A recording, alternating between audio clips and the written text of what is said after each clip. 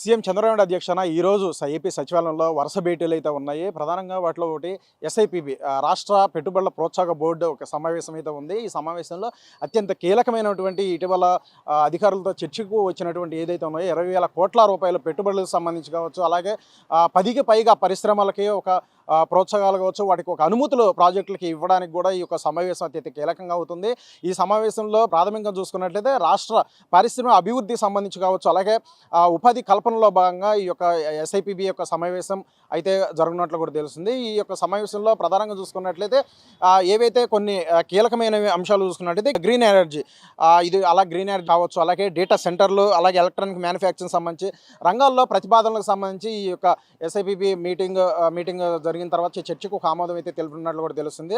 అలాగే మధ్యాహ్నం జరిగే ఏపీ సిఆర్డీఏ మీటింగ్లో కూడా అత్యంత కీలకమైన అంశాల గురించి ప్రస్తావన అయితే వస్తుంది.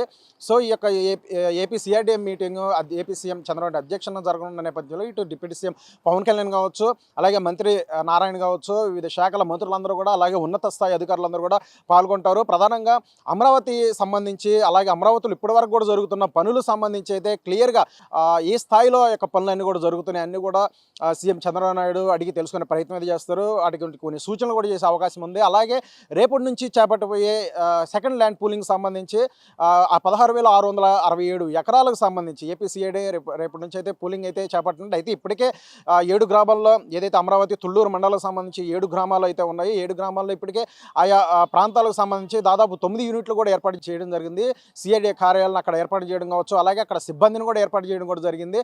సో ప్రధానంగా రైతుల నుండి ఈ యొక్క ల్యాండ్ పూలింగ్లో ల్యాండ్ తీసుకునే నేపథ్యం కావచ్చు, అలాగే కొన్ని కీలకమైనవి వారి యొక్క సమస్యలు అన్నీ కూడా తెలుసుకొని వాటి సమస్యలు తీర్చేందుకు కూడా కసరత్తు చేస్తున్న పరిస్థితి అయితే ఉంది. సో ఈ నేపథ్యంలో చూసుకున్నట్లయితే అత్యంత కీలకంగా ఈ యొక్క ఏపీసీఐడి మీటింగ్ అనేది ఉంది. సో అలాగే ఇప్పటికే చూసుకున్నట్లయితే ఇటు మొదటి పూలింగ్ సంబంధించి 33,000 ఎకరాలు అనేది తీసుకోవడం, అలాగే దాంట్లో అత్యంత కీలకమైనవి చేపట్టడం జరిగింది. అంటే 2014-19 మధ్యలోనే అన్ని ప్రాజెక్టులు చాలా వరకు కూడా శంకుస్థాపన అయినప్పటికి కూడా, అలాగే దాని తర్వాత కొన్ని అయితే ముగింపు దశ వచ్చినప్పటికీ, అలాగే ప్రభుత్వం మారడం, సో ఎక్కడెక్కడ అన్నీ కూడా ప్రాజెక్టులు ఆగిపోయిన పరిస్థితి ఉంది. తర్వాత కూటమి ప్రభుత్వం వచ్చిన తర్వాత అమరావతి మీద దృష్టి కేంద్రీకరించి అత్యంత ప్రతిష్టాత్మక ప్రజా రాజధానిని అయితే నిర్మిస్తున్న పరిస్థితి ఉంది. సో ఒక విశ్వనగరంగా తీర్చిదిద్దేందుకు కూటమి ప్రభుత్వం సాయశక్తుల కృషి చేస్తుందనే తెలుస్తుంది. ఈ నేపథ్యంలో ఇటు ఏదైతే రెండో పూలింగ్ ఉందో, రెండో దశ ల్యాండ్ పూలింగ్ సంబంధించి అత్యంత భారీ ప్రాజెక్టులు కూడా రానున్నట్లు కూడా తెలుస్తుంది. ప్రధానంగా ఇన్నర్ రింగ్ రోడ్డు కావచ్చు, అవుటర్ రింగ్ రోడ్డు కావచ్చు, అలాగే అంతర్జాతీయ ప్రమాణాలతో రూపుదిద్దుకోనున్నటువంటి ఇటు స్పోర్ట్స్ సిటీ కావచ్చు, అలాగే ఐటీ హబ్ కావచ్చు, అలాగే టెక్నాలజీ హబ్గా రూపొందించడానికి అత్యంత కీలకమైన క్వాంటమ్ వ్యాలీకి కావచ్చు, అలాగే రైల్వే నెట్వర్క్ రవాణా వ్యవస్థ సంబంధించి అన్నిటి కీలకమైన ప్రాజెక్టులకి రెండో దేశ ల్యాండ్ పూలింగ్ అనేది అత్యంత కీలకంగా అవుతుంది. ఈ నిర్మాణం చేపట్టిన తర్వాత అంతర్జాతీయంగా ఒక విశ్వనగరంగా ఇది ఏర్పడే అవకాశం ఉందంటూ కూడా క్లియర్గా తెలుస్తుంది. అలాగే మొదటి పూలింగ్ సంబంధించి అంటే ఏవైతే ఆ యొక్క భూములు సేకరించారో ప్రాథమికంగా చూసుకున్నట్లయితే ఇటు రైతులు ప్లాట్లు ఇవ్వడం కావచ్చు, కొన్ని కీలకమైన ప్రాజెక్టులు ఏవైతే ఇటు ఎమ్మెల్యే క్వార్టర్స్ కావచ్చు, అలాగే అఖిల భారత సర్వీస్ అధికారుల భవనాలు కావచ్చు, అలాగే జడ్జెస్ విల్లాస్ కావచ్చు, అలాగే మంత్రుల విల్లాస్ కావచ్చు, అలా ఇప్పటికైతే ఐకానిక్ టవర్స్ కూడా వాటిని కూడా ఈ మధ్యన వాటిని పురోగతి అయితే సాధిస్తున్న పరిస్థితి ఉంది. వాటి యొక్క పనుల్లో వేగవంతం జరుగుతుంది. ఇటు చాలా వరకు కూడా అక్కడున్న కార్మికులు అయితే రేయింబగలు పనిచేస్తున్నారు ఇటు షిఫ్ట్ల ఆధారంగా. సో ఈ నేపథ్యంలోనే అత్యంత కీలకంగా ఇప్పుడు జరగబోయే ఏపీ సిఆర్డీ మీటింగ్ అయితే ఉంటుంది. ఈ యొక్క సిఆర్డీ మీటింగ్లో ప్రధానంగా పలు సంస్థలకైతే ప్రాజెక్టుల నిమిత్తం అయితే భూ కేటాయింపై ఉంది. ఈ భూ కేటాయింపుకు సంబంధించి చర్చ జరిగిన తర్వాత వాటికి ఆమోద ముద్ర పడే అవకాశం అయితే ఉంది.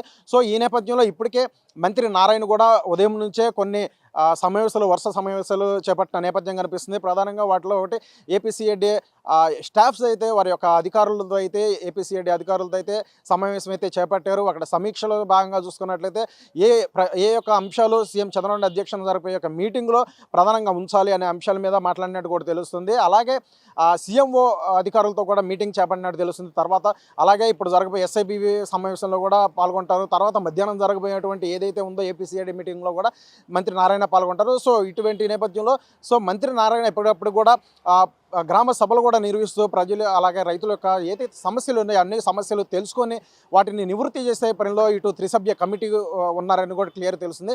సో ఈ నేపథ్యంలోనే ఇది అత్యంత కీలకమైనటువంటి ఏపీ సిఐడి మీటింగ్ ఇప్పుడైతే ఉంది. ప్రధానంగా రెండో దశ సంబంధించి సో 16,667 ఎకరాలకు సంబంధించి అయితే ఇటు ఏపీ సిఐడి తీసుకున్న నేపథ్యంలో అత్యంత కీలకమైన సూచనలు సీఎం చంద్రబాబు నాయుడు చేయనున్నట్టు తెలుస్తుంది. అలాగే ఈ యొక్క ఏపీ సిఐడి కావచ్చు, ఎస్ఐపిబి తెలిపిన ఆమోదం తర్వాత జరగబోయే ఏపీ క్యాబినెట్లో కూడా ఆమోద ముద్ర చేసే అవకాశం ఉంటుంది. సో ఫైనల్గా దానికి సంబంధించి పట్టాలెక్కే అవకాశం అయితే ఉంటుంది. సో ఈ నేపథ్యంలో ఈ యొక్క వరుస మీటింగ్స్ అనేది సీఎం చంద్రబాబు నాయుడు అధ్యక్షతన జరగనున్నది క్లియర్ చేస్తుంది.